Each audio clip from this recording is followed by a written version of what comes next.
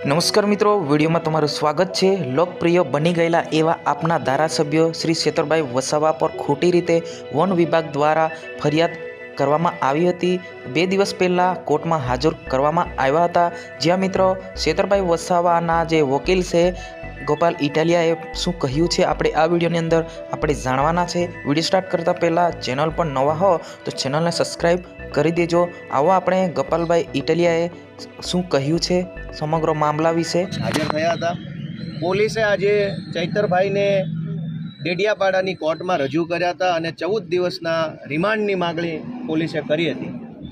આ પોલીસના રિમાન્ડની માંગણીની સામે માનનીય ધારાસભ્ય ચૈતરભાઈ વસાવા તરફથી વકીલ તરીકે અમોએ પક્ષ રાખ્યો અને બંને પક્ષની દલીલો સાંભળ્યા પછી નામદાર ડેડિયાપાડા કોર્ટે 18 તારીખે બપોરે 12 વાગ્યા સુધીના રિમાન્ડ મંજૂર।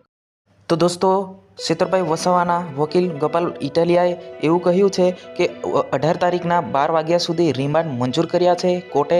જ્યાં મિત્રો આને લઈને તમારે શું કહેવું છે એ કોમેન્ટ બોક્સમાં તમે જણાવી શકો છો। આ વિડીયોની અંદર બસ આટલું જ, મળીશું નેક્સ્ટ વિડીયોની અંદર। જય હિન્દ।